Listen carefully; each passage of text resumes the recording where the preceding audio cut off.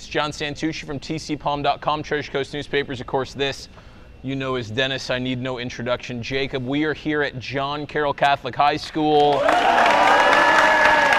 them. Here for homecoming week, so we appreciate them letting us disrupt their lives just a little bit more. I talked to one coach today who was talking about homecoming. First thing he said is, I hate homecoming, so I know that coaches have a lot going on. We appreciate being here. It was not, by the way, Coach Hutch. I want to make that very clear before he gets fired. Dennis, week 8, we're in week 9, right? Correct. Okay, week 8, biggest takeaway. I think that for me, the biggest takeaway is that Martin County still can't seem to solve the Vieira riddle. You know, the Hawks made it 6 in a row with a 55-24 win. They had 3 interceptions of Austin Kirkendall, who I think had only 2 going into the game. They returned 1 for a touchdown. It was just too much Vieira again. That's 6 in a row over the last 5 years. And it's on the same field in which they got beat 47-17 in the second round of the playoffs last year. Right. You have to wonder what this does for Martin County's confidence. All right, let me ask a question, because we've kind of talked about this off camera. Martin County is, didn't play Central, didn't play Vero Beach, had a chance to play them even this coming week, chose not to do that. Vieira, on the other hand, has played Gonzaga out of what's the Washington, D.C. Right. They've played Cocoa, which is a state power. Does the strength of schedule matter when we're getting at this stage in the season?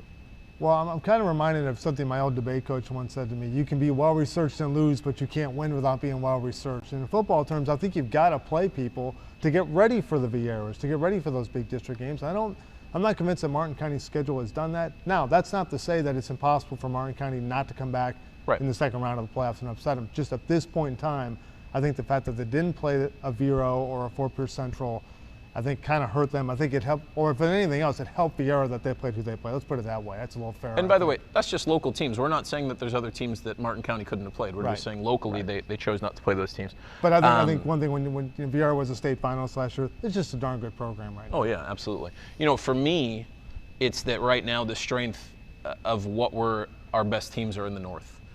Indian River County, Vero Beach, Sebastian River, St. Ed's go a combined 3-0. The rest of the area goes a combined 2-7. We're outscored by almost 100 points in the second half of those 7 losses. So right now, Vieira, I'm back on that one. Vero and Sebastian, both undefeated, both chugging along. Looks like they could get that dream matchup in week 11 where they're both undefeated. St. Ed's, coastal champion. Did you see that coming, by the way? They'll be coastal Atlantic champions. I think I was just joking with this before. Is a show of hands of who thought that St. Edwards would be the Coastal Atlantic champs at the beginning of the season. Like Bill Motto, put your hand down. But clearly, the way that the Pirates have played, it's just stunning. With only 15, 16 players to come out last week and clinch the division title with a 50-0 win against Jupiter Christian, you really have to take your hats off to the effort those kids are providing week in and week out. Against the Jupiter Christian team that came into that game 2-0 in the division, it's not like these guys were pushovers. And had won 3 in a row. Exactly. So. Interesting stuff as we get down. Sebastian River clinches a playoff spot last night with their win over Bayside. They can win the district with some math on Friday, or they can do it next Friday. But there was no celebration after the game at all. Now, Dennis, I got to ask you, is this a response to playing 2 games in 4 days? Is it a response to playing a Bayside team that has struggled for a long time now? Or is this a sign that this is a program that now believes it should be in the playoffs every year?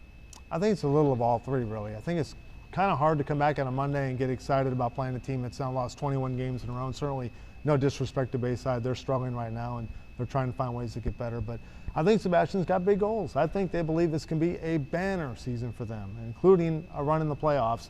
So I think just merely clinching a playoff spot is nice, but I think they've got bigger goals, and I think that may be part of the reason why there was no big celebration last night. Is that a reflection on what Coach Pettis has built there at all, or is it too soon to say that this is a program that's really in a different place now?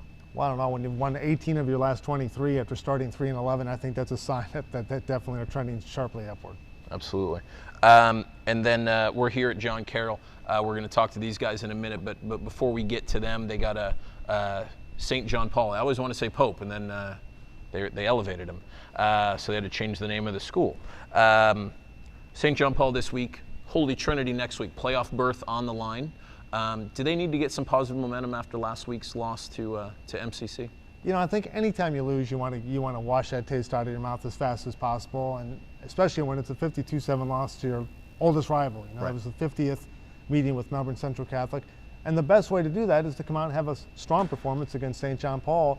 And you do want to build momentum when you've got that all or nothing game against Holy Trinity next week. But the one thing you don't want to fall into that trap of thinking about that game and not working and preparing for this one. Exactly. All right, let's bring in these guys. Eddie Madden, center and middle linebacker extraordinaire, because extraordinaire just sounds better if I say that. Went to one game against Sebastian River. Every single play you had a fumble recovery, it seemed like, in the first half. You had 3 in I think the first 20 minutes of that game.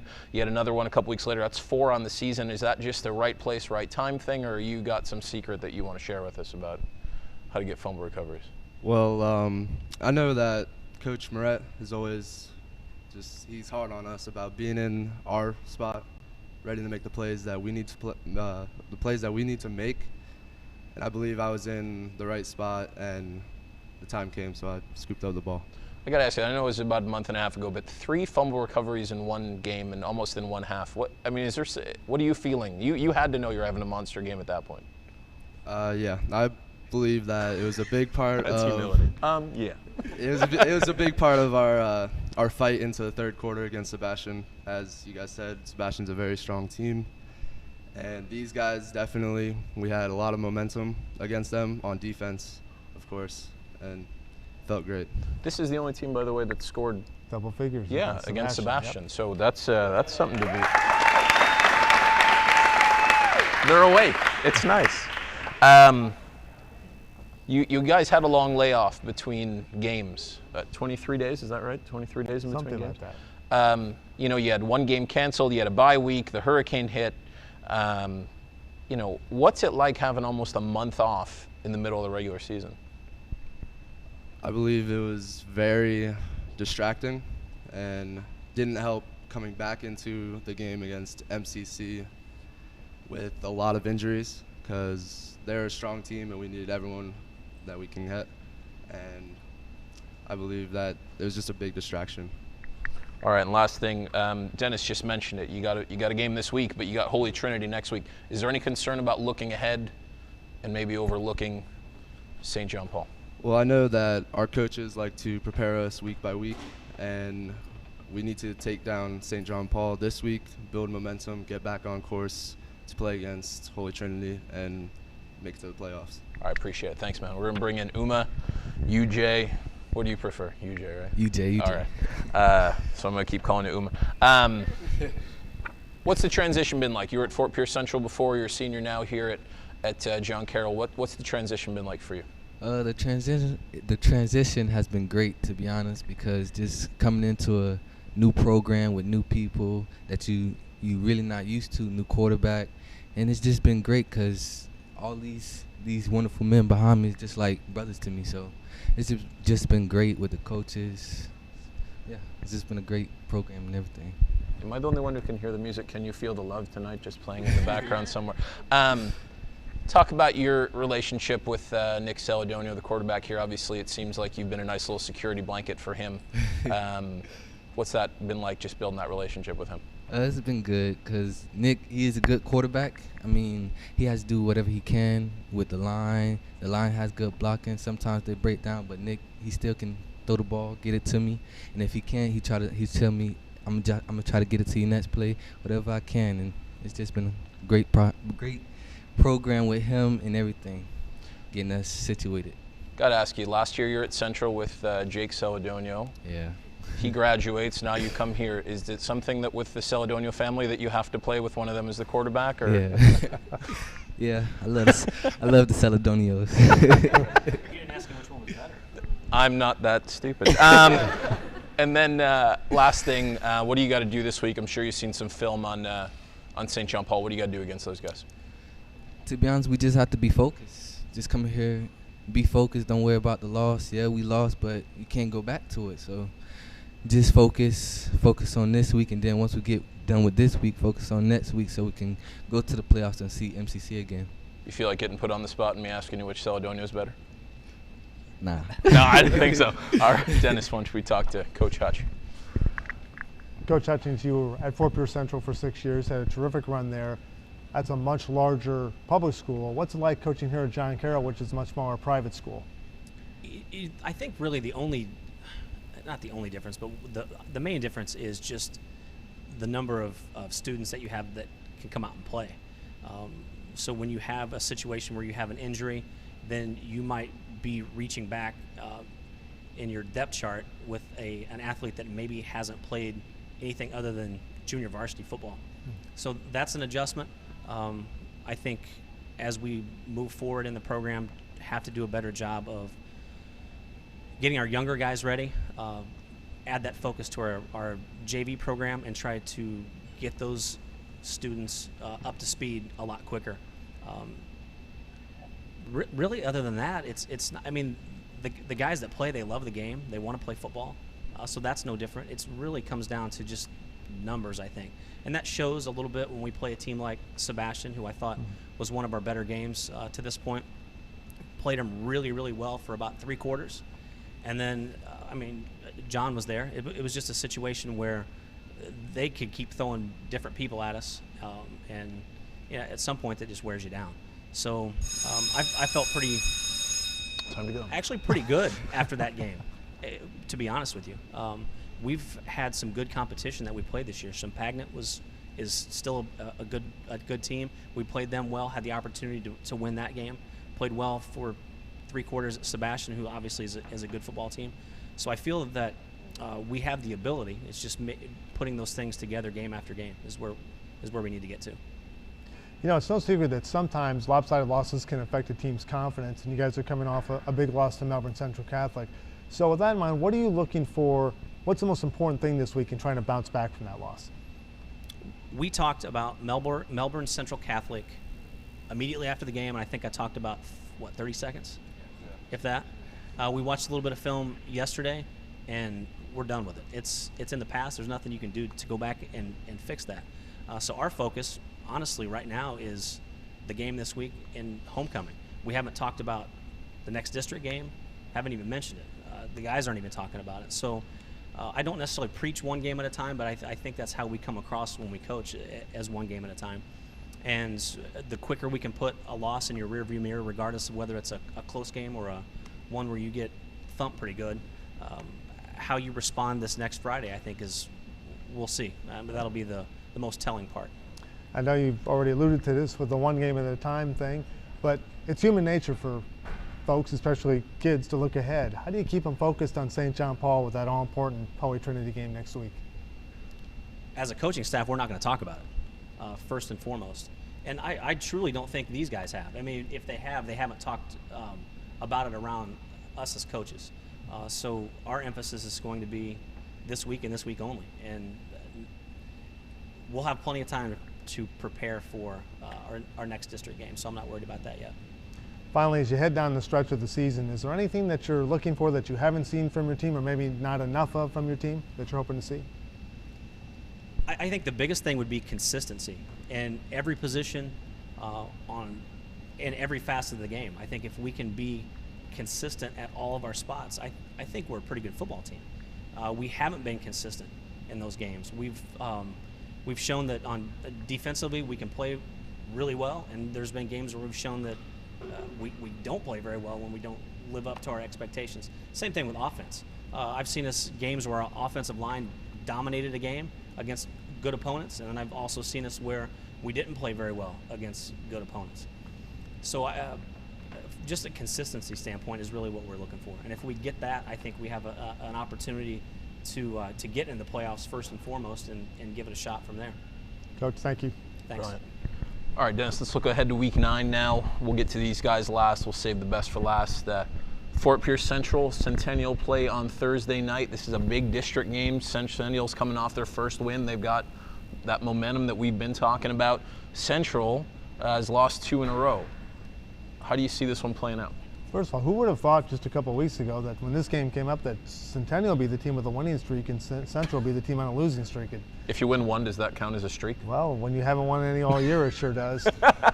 I think Centennial clearly has Fort Pierce Central's attention. When you go on rush for 200 plus yards against South Fork and really physically dominate the game, I think you get somebody's attention. This wasn't a fluke win. There weren't a bunch of weird plays that helped Centennial win. They went out and took the game from South Fork to get that 28-25 win. So I think that they will have Central's attention, but I think Central will be eager to get back on track after 2 straight losses. I think they win this game 31-17. Yeah, in many ways, this is their season. If Central loses on Thursday, they're out of the playoff picture. So I think it's a big test for Coach Helmrich, especially on a short week, and he just lost his junior quarterback, Dan Vaughn, for the rest of the season, though I do think that Central will be up for this game because Centennial did get the win. I almost think it'd be different if they hadn't. Correct. So I like Central in this one, but I think it's going to be close. I think it's going to be 24-14. Central wins this one. Jensen Beach Heritage. It's an elimination game, basically, in this district. How do you see this one playing out? Well, that's exactly what this is. A loser's out. Loser has no chance to make the playoffs. And Jensen Beach has really got to be reeling after last week. They had the 21-6 first half lead on O'Galley and just couldn't hold it. And O'Galley came back and won 31-28. Maybe they'll need another couple of punt returns from Jamie and Sherwood, who has 4 on the season, including 1 last week. But I think Jensen Beach is going to find a way to prevail in this game. I think they're going to get it together. You know, sometimes when it looks bad is when you rally together. Look at Centennial against South Fork. I look for Jensen Beach to pull this one off 14-10. Okay, let me pause for a second there and just ask you this. They put all their eggs in the O'Galley basket. They said, we're not going to play Central. We're not going to make that game up. O'Galley's too big of a district game. They come out. They have a good first half. They give up the field goal right before, and they end up losing that game. Can you really come back from that when you say we're putting all of our eggs in this basket? How hard is it to come back the next week and perform? It can be difficult, but sometimes I wonder if it's more difficult for the coaches and the players. I found over the years, over 33 years in the Treasure Coast, the kids are mighty resilient when they want to be. And so I think it's not impossible at all for Jensen Beach to rebound and have a good performance this week. Heritage has not scored a lot of points, and that's why I think Jensen Beach, if they can play the kind of defense they did against Sebastian a couple of weeks ago, that's why I think they have a real chance to win this game. You know, I do think it'll be close, but I do think that I just worry about Jensen's ability to come back after the way that they put so much into the O'Galley game. I think it'll be close. I think Heritage is going to pull this out 14-13 in that one. And then Okeechobee. Okeechobee can clinch at least a spot in a tiebreaker, going for a 6-1 record, which I think you have a little statistic on that. But how do you see that game playing out? Well, I think this is one of the best matchups of the week. O'Galley's 5-2 and has really got some momentum now after a couple of big wins, including one last night over Holy Trinity they played.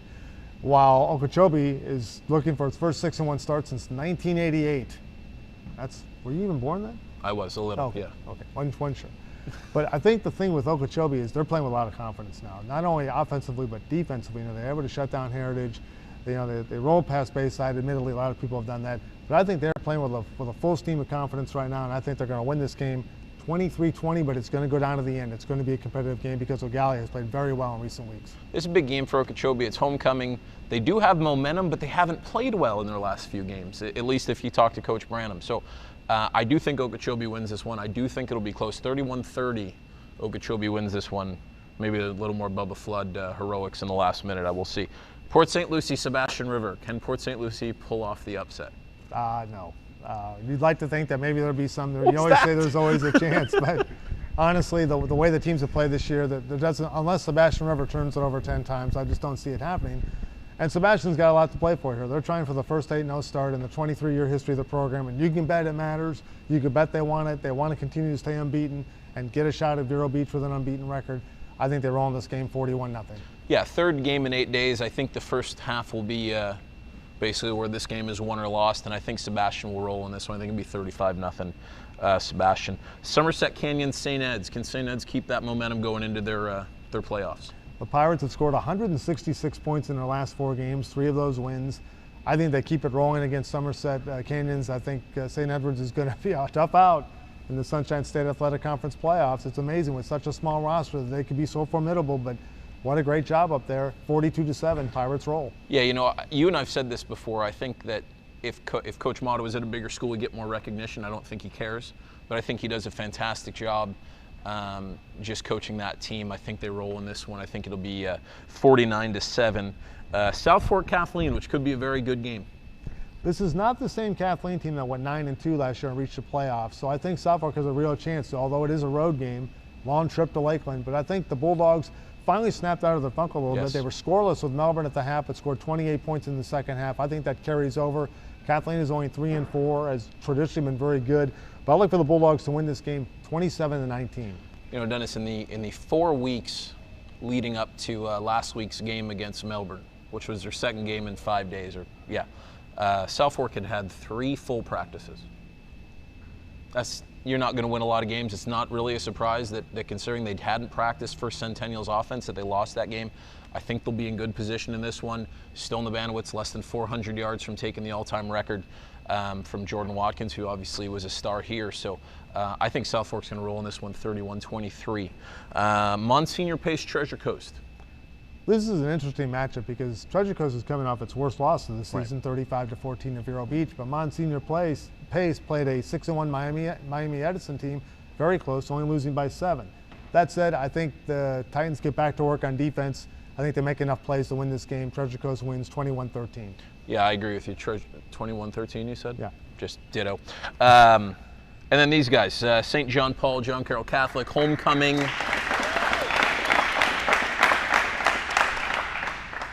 There's somebody dressed as a referee inciting the crowd to riot. I love it, because you don't see that from referees too often. How do you see this game?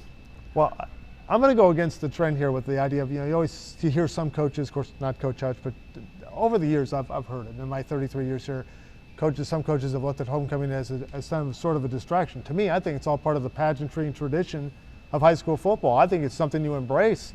Martin County won a district title in 1991 on homecoming, and they've only won one since, so homecoming obviously wasn't a distraction that year. Now, moving to John Carroll, I think they bounced back from that loss to Melbourne Central Catholic.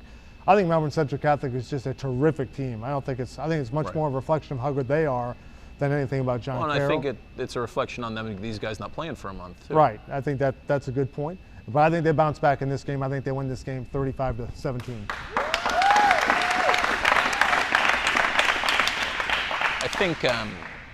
I think John Carroll has not, I don't say this negative, I don't think they've put it all together yet. And Coach, you talked about consistency. I'm not sure they've had a full 4 quarters, and I'm not sure they've had a game where the offense and defense has played up to its full potential.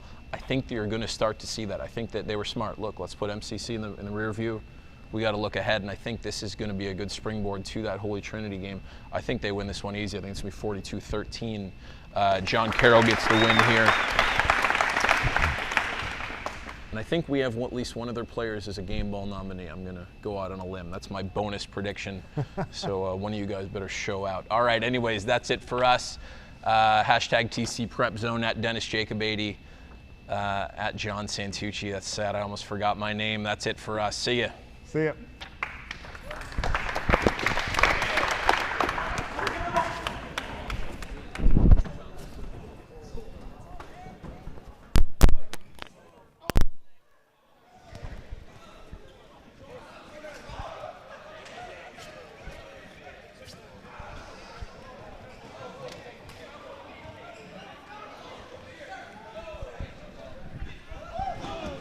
Thank you for coming. Appreciate it.